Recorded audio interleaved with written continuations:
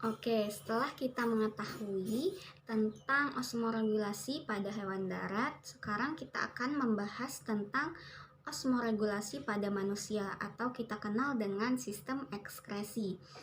Jadi, sistem ekskresi ini mempunyai fungsi utama, yaitu yang pertama ada filtrasi. Filtrasi itu merupakan penyaringan air dan zat kecil terlarut. Nah, zat kecil terlarut ini berupa limbah metabolik dari cairan tubuh. Filtrat dalam kapsula Bowman itu mengandung garam, asam amino, glukosa, vitamin, zat buangan bernitrogen, dan juga molekul-molekul kecil lainnya.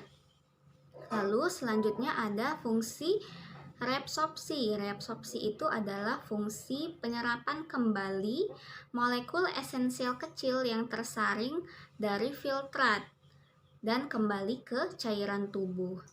Lalu ada sekresi. Sekresi itu pembuangan limbah dari cairan tubuh ke filtrat.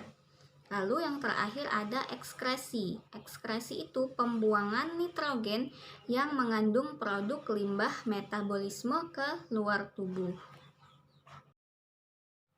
Sekarang ada proses-proses ekskresi. Yang pertama yaitu filtrasi, lalu kemudian menghasilkan filtrat.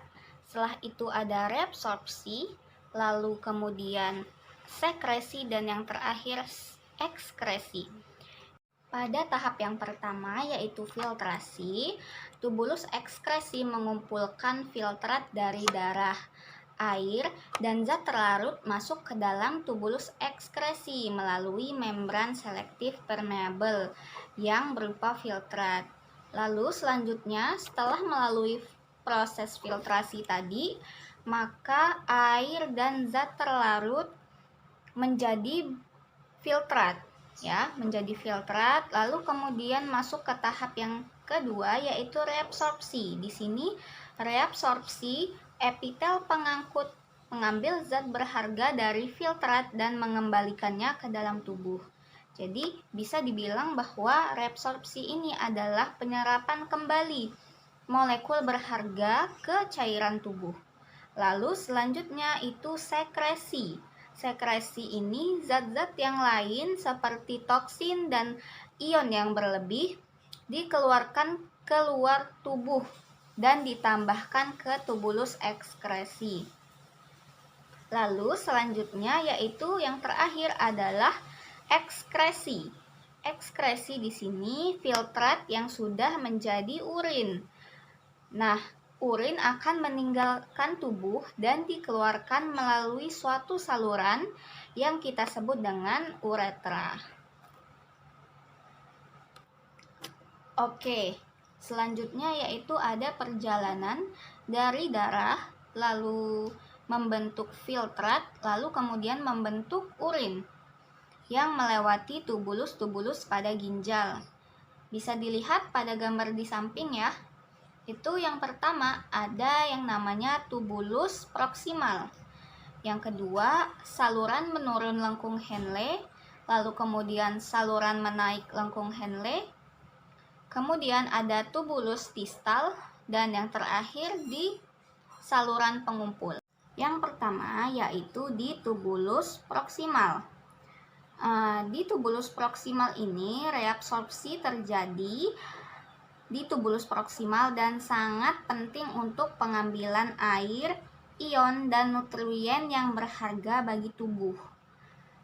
Nah, hasil filtrat itu ada beberapa komponen seperti di gambar ya, di gambar sebelah ada H2O, ada salt atau garam, NaCl, lalu kemudian ada HCO3-, ada H+, ada urea, glukosa, asam amino. Lalu kemudian reabsorpsi berlanjut ke saluran menurun lengkung Henle. Nah, pada bagian ini itu banyak terdapat saluran air yang dibentuk oleh protein aquaporin yang membuat epitelium transport bersifat bebas atau permeabel terhadap air. Sebaliknya, hampir tidak ada saluran garam dan zat terlarut kecil lainnya di saluran ini. Lalu selanjutnya ada saluran menaik lengkung Henle. Di sini filtrat mencapai ujung lengkung Henle tadi dan kemudian bergerak di saluran menaik hingga ke atas atau ke bagian korteks ya. Lalu saluran air ini menaik memiliki epitelium transport yang memiliki saluran ion. Terlihat pada gambar itu dia ada saluran ion. Dan saluran naik ini dia memiliki dua wilayah, yaitu segmen tipis di dekat ujung lengkung dan segmen tebal yang bersambungan dengan tubulus distal. Selanjutnya yaitu tubulus distal. Nah, di tubulus distal ini sama seperti di tubulus proksimal, dia mengandung beberapa komponen ya. Di situ ada NaCl, ada H2O dan HCO3-. Kemudian setelah di tubulus distal, lanjut ke tubulus pengumpul atau saluran pengumpul. Nah, di saluran pengumpul ini dia mengangkut filtrat tadi melalui medula ke dalam pelvis renal. Selanjutnya yaitu adaptasi ginjal vertebrata terhadap beraneka ragam lingkungan. Jadi vertebrata khususnya pada mamalia itu dia mempunyai nefron, di dalam ginjalnya mempunyai nefron yang namanya nefron juxtamedularis. Nah, di nefron juxtamedularis ini merupakan kunci untuk kehidupan hewan-hewan darat ya. Mamalia kan banyak hewan-hewan darat. Ada juga mamalia yang hewan laut tetapi seperti lumba-lumba dan juga paus, tetapi kebanyakan hewan darat.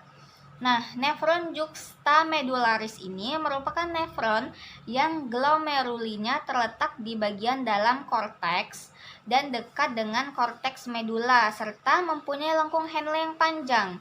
Bisa teman-teman lihat di gambar ya, di samping itu ditandai dengan nefron juxtamedulari, itu dia mempunyai lengkung Henle yang panjang daripada lengkung Henle yang lainnya ya, kelihatan ya.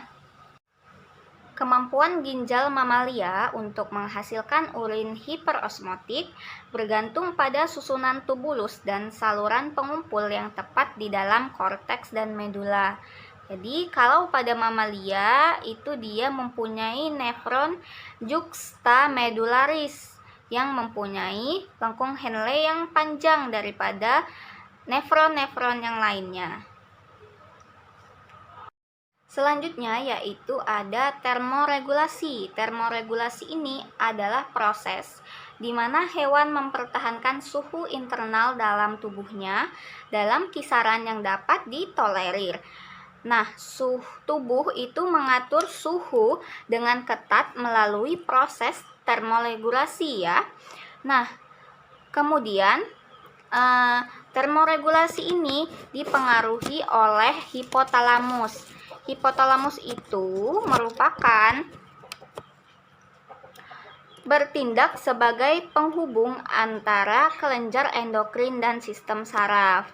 Nah, setelah diatur dengan hipotalamus, maka nantinya akan terjadi keseimbangan antara panas yang dihasilkan di dalam tubuh dengan panas yang dikeluarkan oleh tubuh. Jadi suhu tubuh hewan itu bisa seimbang.